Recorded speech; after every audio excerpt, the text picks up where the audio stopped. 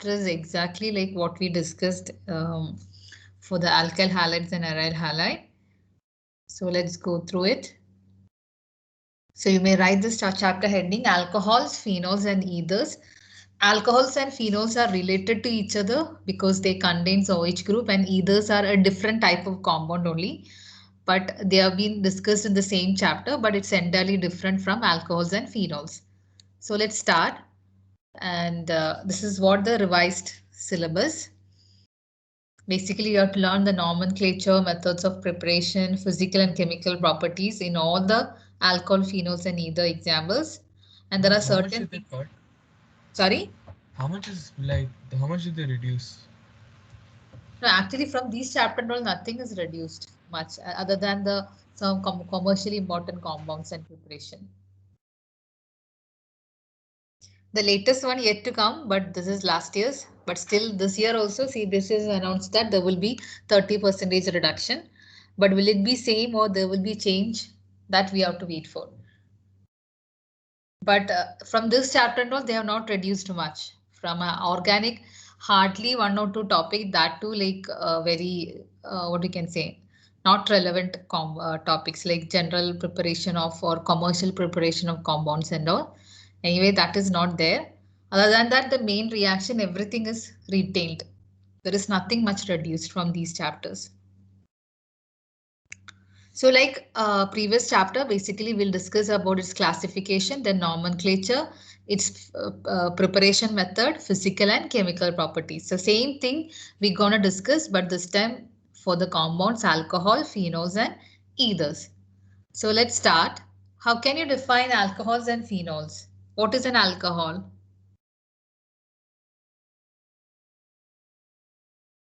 What is an alcohol and phenol? Hydrocarbons with an ethyl, OH group. Yeah, so in alcohols and phenol, the functional group is OH. That is the first thing you should know. If you get a name alcohol and phenol, automatically you should know it is a hydrocarbon in which hydrogen is replaced with OH group. It can be one OH group or many, that is depending on the particular compound. So here you can see methane, CH4 is the hydrocarbon. And if you replace one of the hydrogen with OH, what you get is an alcohol. And same thing can happen for benzene also. That is the aromatic compound. The formula is C6H6. And if you replace one of the hydrogen with OH,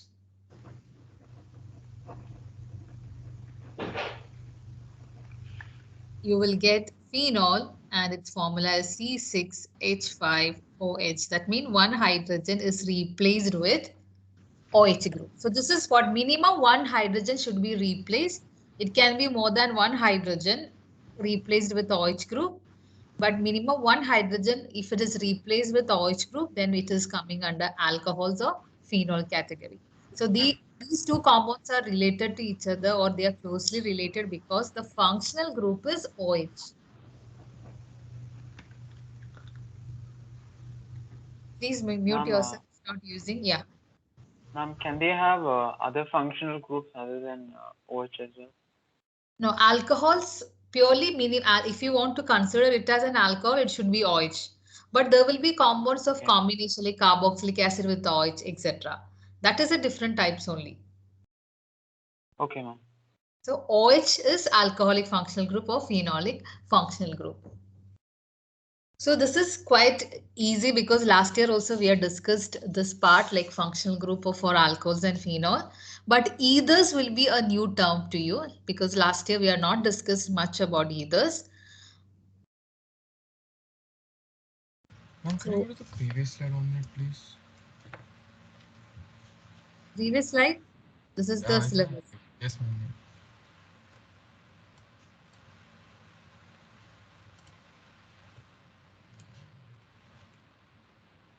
Also, ma'am, can you invite Abhishek? Ma'am, because he can't get the meeting.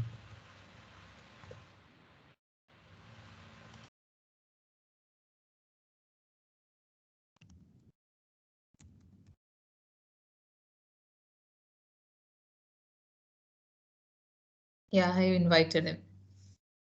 Anybody else found it difficult to join the class?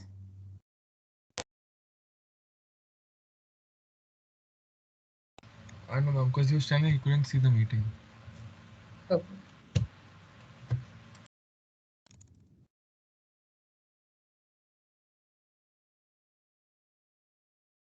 Okay, so getting back to the discussion. So that's about alcohol and phenol, but ethers is also related to it. And in the way that if you have a methane hydrocarbon, and if you replace the hydrogen with a alkoxy or a aroxy group, that is what we call it as a ether. Ether mean you have to replace a hydrogen with the alkoxy or aryloxy group. Alkoxy mean it's like alkyl, any alkyl group with oxygen, OCH3.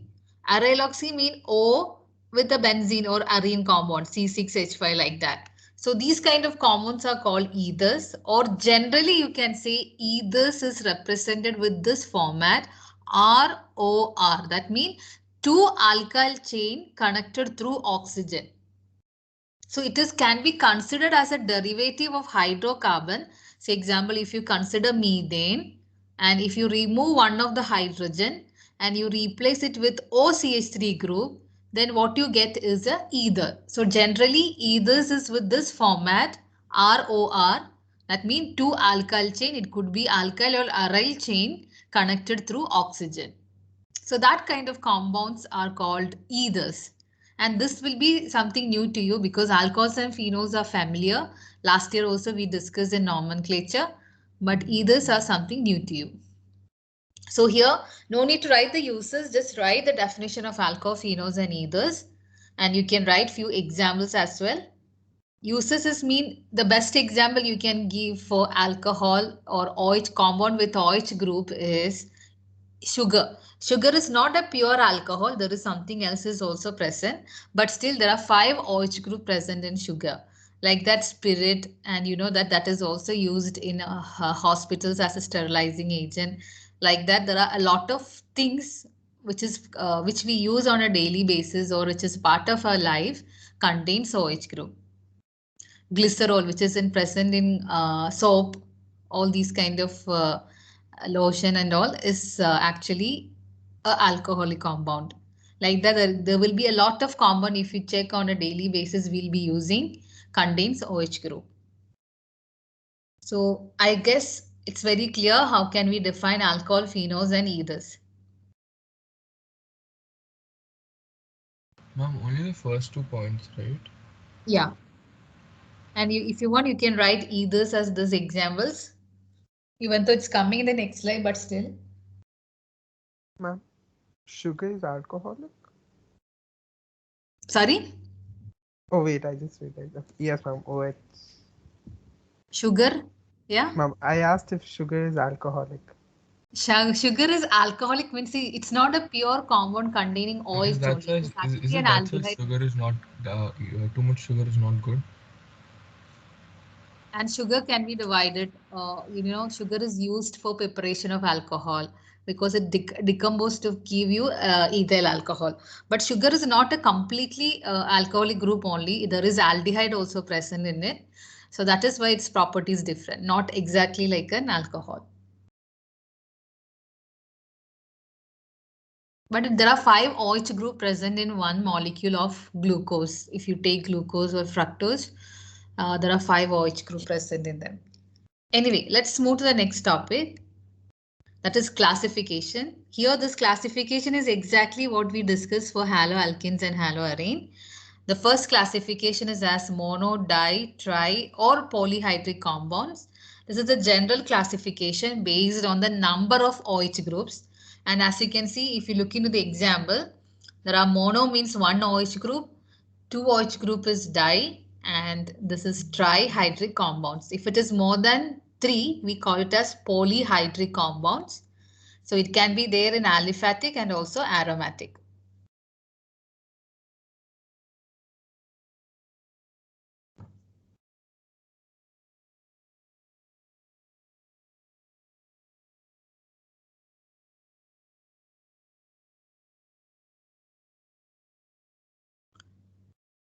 And here there is nothing much, like same like we discussed mono, di, tri, halo compound, same similar here also.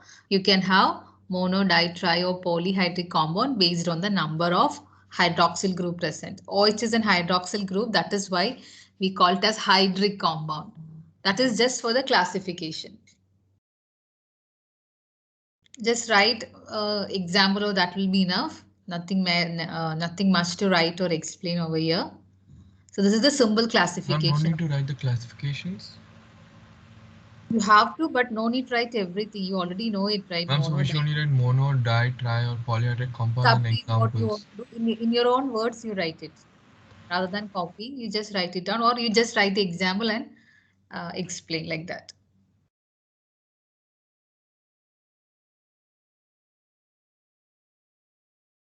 Okay, the next classification is based on hybridization of the carbon. So these are again similar to what we discussed for haloalkenes and haloarenes. That is based on hybridization of carbon with the OH bond. So the first classification, compound containing carbon in sp3 hybridization making bonds with OH group or OH functional group. So basically we can classify it as primary, secondary and tertiary alcohol because that is purely depends on the number of alkyl groups on the carbon atom. So here also you can just show the classification as primary, secondary and tertiary rather than explaining in words. This is self-explanating and you already now familiar with the usage of primary, secondary and tertiary terms.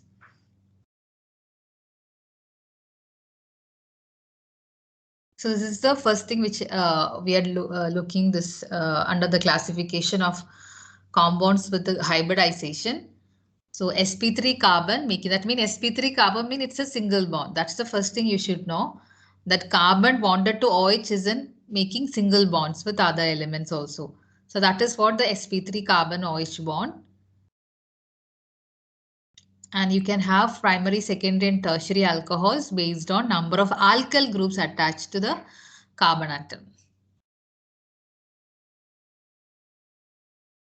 Can I change the slide? Yeah. Like for the previous one, polyhydric basically means it should have more than one OH group. That is a different classification. That is purely based on the number of OH group. There we are not looking for hybridization. That is a different classification purely based on number of OH groups. And here the classification, it's a different classification of alcohols and phenol based on the hybridization of the carbon. Okay, ma'am. And this is like again last chapter's discussion, allylic, benzylic, all the thing is coming under this. So next is allylic alcohol. Again, I don't have to explain much. What is an allylic carbon? How you will define an allylic carbon?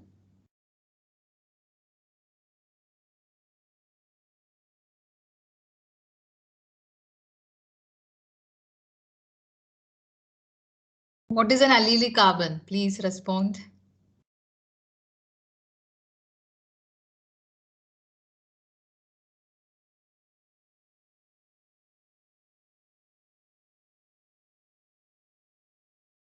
Ma'am, can I answer? Yes. Ma'am, it's a carbon atom bonded to another carbon atom, which is like at the end bonded, like double bonded to another carbon atom. Yeah, that means if you have a double bond and a carbon which is next to a double bonded carbon, and that carbon is having your functional group. That is what allylic position. So this is an allylic position because this is an sp3 carbon, that is a single bond, but this sp3 carbon is next to a double bonded carbon. So this carbon with OH, this is the allylic carbon, or alcohol is known as allylic alcohol. The same thing we discussed for allylic halides, where halogen is attached to a carbon next to a double bond. So same thing over here, and here also you can classify allylic alcohols as primary, secondary and tertiary, and that is purely depends on the alkyl group attached to it. So this is the one of the important category with sp3 carbon OH bond, that is allylic alcohol. Ma'am, you'll upload this PPT later, right? I will do that.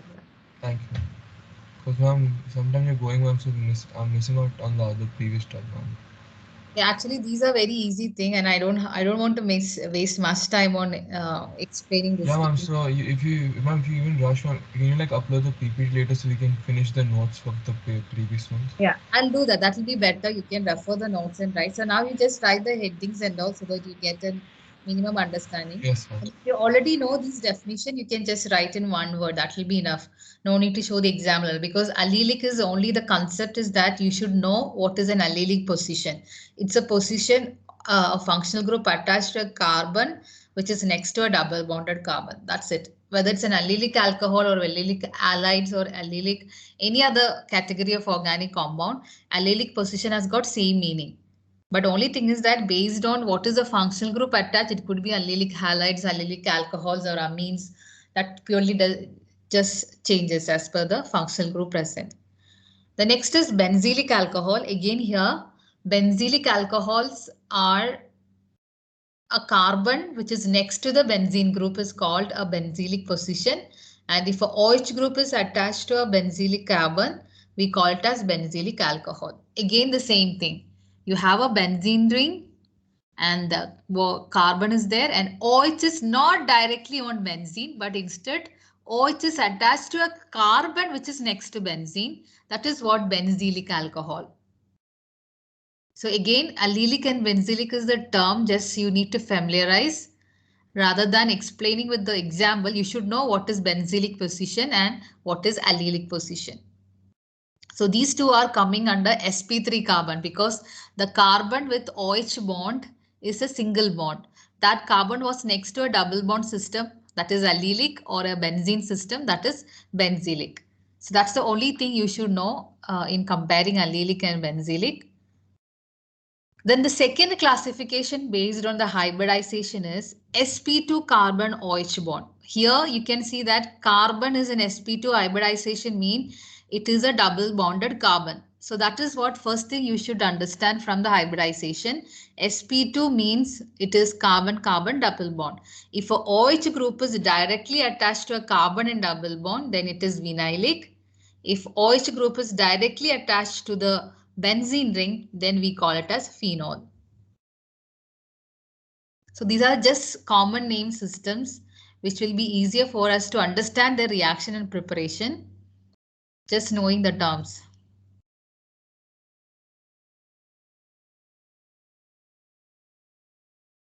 Am I clear with this same? Because same thing we have explained in haloalkenes and haloarenes. That is why I don't want to spend much time on explaining things. Yes, ma'am. I think we got the idea. It's just the Yes, ma'am. it's just a different Yeah, type. that's just you should know the what is the meaning of that position or something like that. Anyway, we'll move to the ethers because this will be something new to you because ethers are not discussed. So ethers are basically classified as symbol, that means symmetrical, or mixed, that is unsymmetrical. So rather than writing the examples in words, show the examples in with the formula. If you compare this compound CH3OCH3 and C2H5O C2H5. So when you compare these two examples, you can see these are symmetrical or symbol ethers because the alkyl group present on the either side of oxygen is same. So that means they are symmetrical or symbol. But when you compare it with the next kind of compound where you have two different alkyl groups on the either side of the oxygen, like this. The two different alkyl groups or aryl group present on the sides on the either side of oxygen, right? Then we call it as unsymmetrical. So this is unsymmetrical and the symbol one means same type of alkyl group present on both the side of oxygen, that is attached to the oxygen. So this is what how we classify either. So please make a note of this point because this is something new which we are not discussed.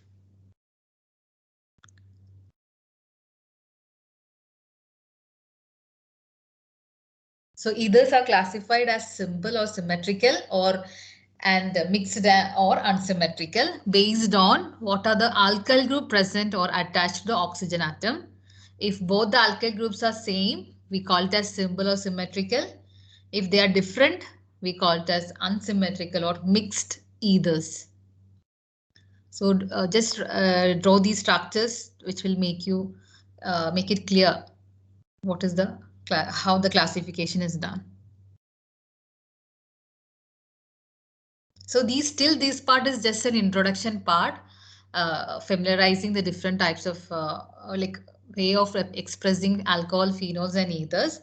And the important part of this chapter is starting from nomenclature. So can I change the slide? Oh, yes, ma'am. Nomenclature again for alcohols and phenol we have done last year also, and the same rule IUPAC rule is available, applicable for all the classes of alcohol. So again, I'm not explaining it again with alcohols and phenol, but ethers we will discuss in detail.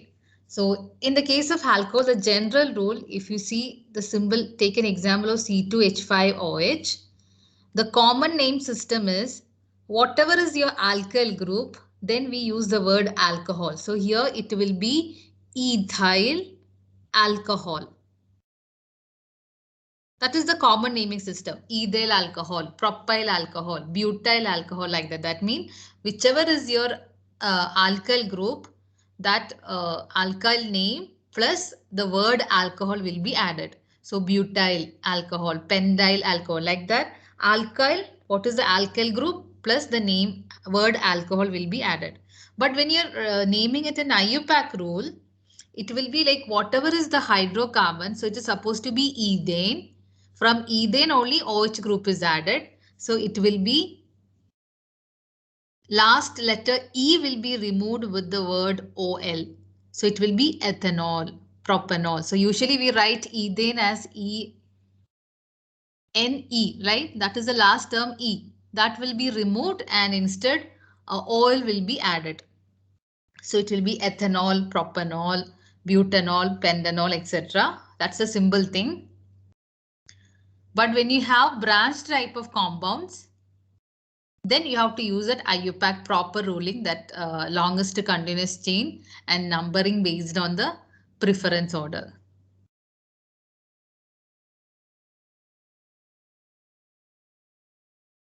So these points you are already familiar, so I'm not explaining.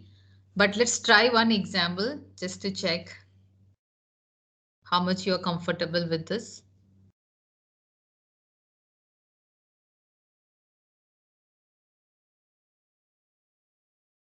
Okay, what is the name of this particular compound?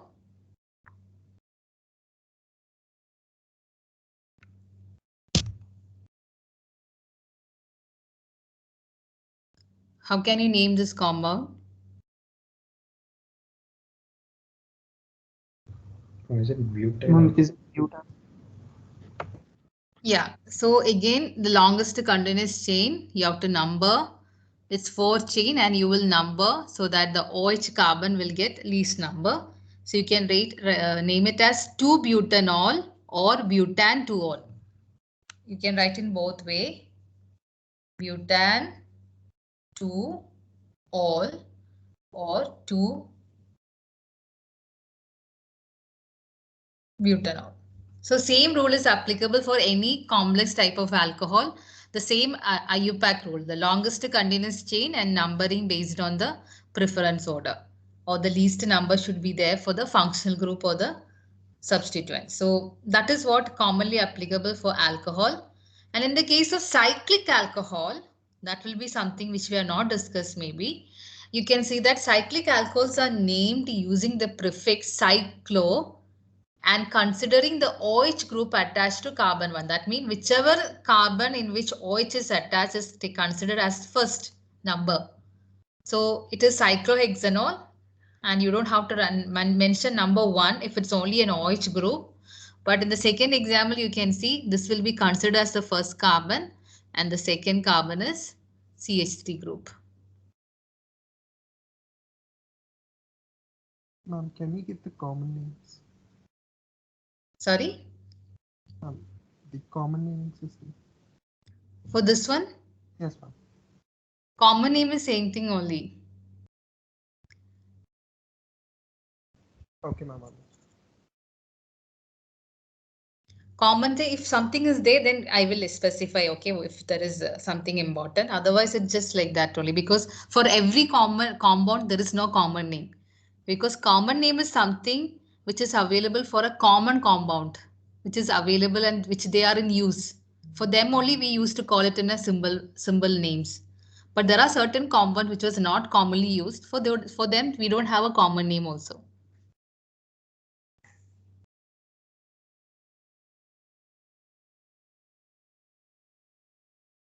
Okay, so that's about alcohol. It's the same rule of IUPAC rule you have to use for naming an alcohol. And for cyclic compound, you will just use the prefix cyclo in front of the name. And always the OH attached to the carbon will be considered as the first carbon in numbering. When it comes to phenol, it's rather than explaining the rule, it will be best if you look into the examples one by one. The symbol benzene with OH group is known as phenol. That is both its common name and IUPAC name is phenol. That is why phenol is written 2 times, because this is its common name and this is its IUPAC name. But when you look into the second example, you can see that it is a orthocresol. That is its common name. And the IUPAC name is 2-methyl phenol. So IUPAC name is something which you can apply IUPAC rules and write it down. Common name is something that you have to learn individually or separately for those compounds. So cresol is basically a compound with OH and CH3. In a compound, if you have both OH and CH3 groups are present, we call it as cresol. But that cresol can be ortho, meta and para based on the arrangement. So if CH3 and OH is in ortho position, then it is orthocresol. OH and CH3 in meta positions, then it is metacresol. And if they are in the para position, then it is a paracresol. So here you can see the importance is given to OH group. So this carbon is taken as first carbon and this is the second carbon. That is why the name 2-methyl phenol. In here you can see this is 1, 2 and 3. So it will be 3-methyl phenol. And here also you can see 1, 2, 3, 4. You cannot count in the other way because OH carbon should get the least number, because OH is a more important functional group than CH3. So last year we have discussed about the preference order, priority order. So that may be useful when you have more than one type of functional group or the branches on a organic compound. So here OH is more important than alkyl substituent. So OH carbon should get least number. So it should start 1 from OH carbon. Am I clear?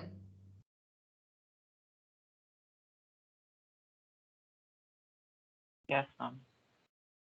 And similarly, the next compound, catechol, resorcinol and hydroquinol. You can see catechol is when 2 OH group is attached to the ortho position. So they are adjacent 1, 2 position. Here 1 and 2, first example, that is catechol. And if it is 1 and 3, that is resorcinol. And if it is 1 and 4, that is quinol or hydroquinone.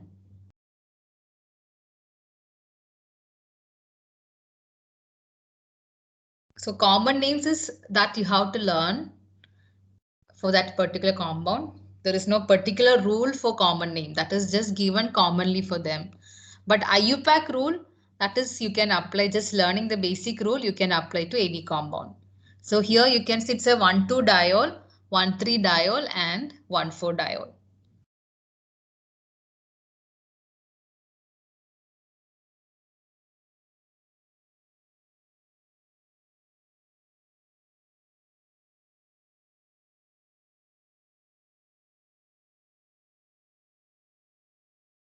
Am I clear with this example?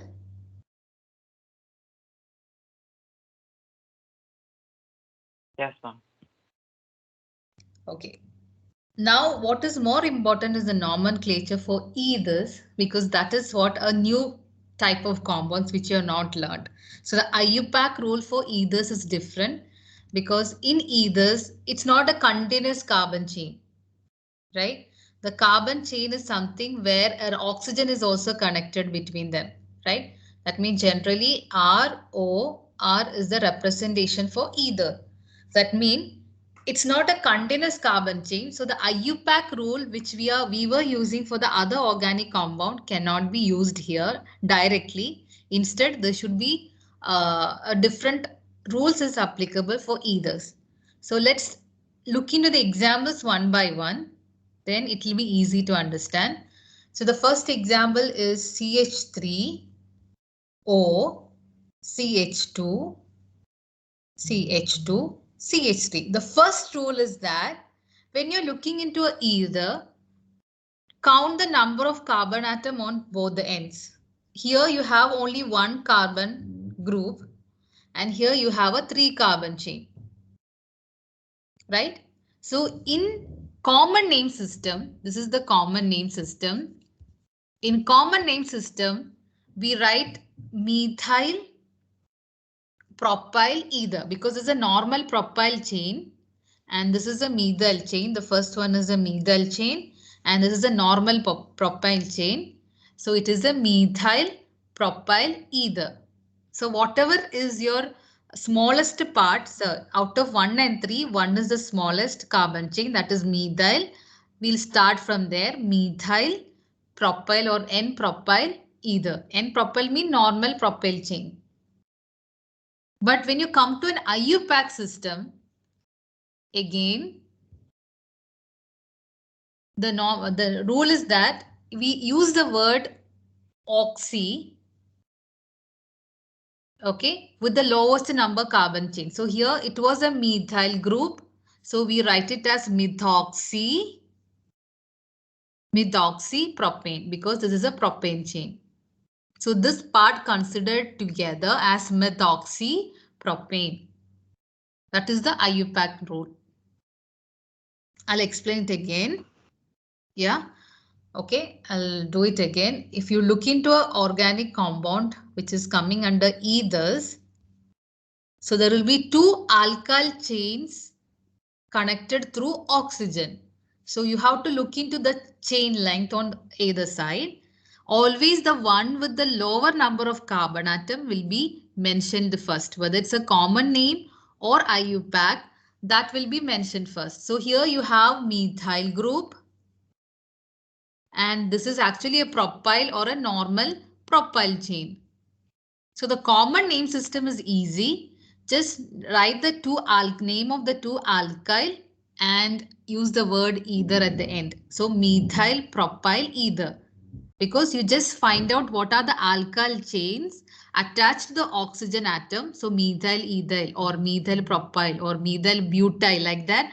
Whatever is the alkyl chain present on the attached to the oxygen atom, use those words and end the name with the word ether. So methyl N-propyl ether or methyl butyl ether, like that.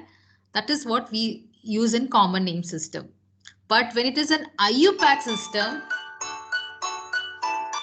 in IUPAC system, whichever is the longest chain, that will be the main chain and the smallest part will be added with oxygen. So it was methyl with oxygen will comes as methoxy propane, like that. And for symmetric chain? Symmetric or asymmetric, it will be same, but for common name will be different. But for IUPAC, it will be the same rule.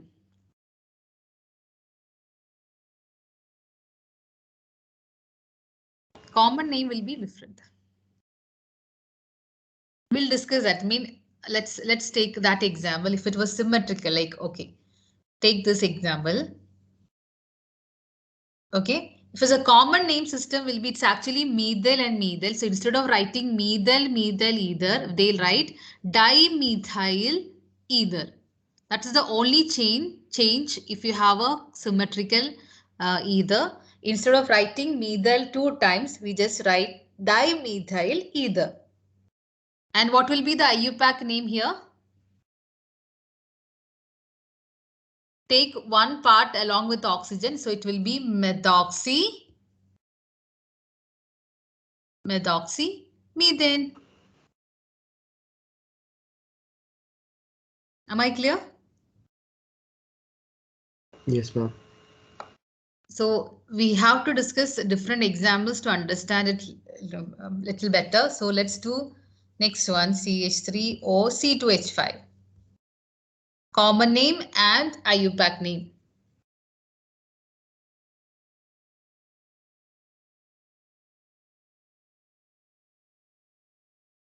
What will be its common name?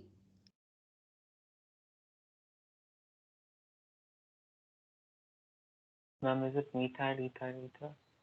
Methyl, ethyl, either, because this is methyl and this is ethyl. So it is methyl, ethyl, either. What about IUPAC name?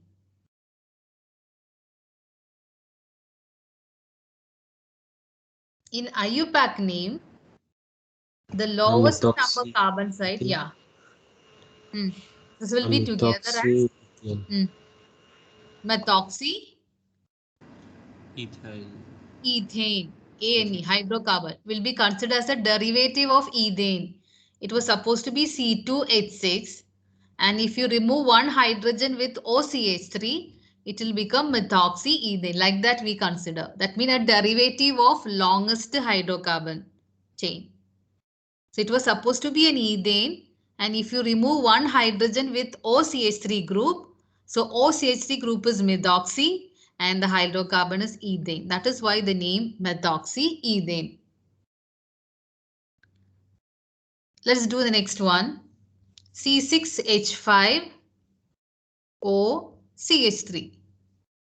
What will be the common name and IUPAC name for this compound? Ma'am, Yeah. period over, ma'am. Maths ma'am started the meeting. Okay, just a minute. It's We'll just 9:20. find Yeah, a ma'am. purpose. Ma'am, by today or tomorrow you'll change it into PDF and upload. Yeah, sure. Ma'am, I'll remind you. Sure. Thank Okay. you. So last one. What will be quickly? Then we'll leave. Is it benzyl methyl either? Sorry, benzyl methane Lowest either. carbon should be first. So it should be methyl. Okay. And when benzene ring comes as a branch, we used to call as phenyl, right? It's a methyl phenyl ether. When benzene comes as an alkyl or aryl substituent, we used to call it as phenyl. Phenyl is when benzene is a branch. So methyl phenyl ether. And the IUPAC name? Is it methoxybenzene? Methoxybenzene, because from benzene one hydrogen is replaced with OCH3. Like that, that is how IUPAC rule. So it is OCH3 is methoxy and benzene. So methoxybenzene.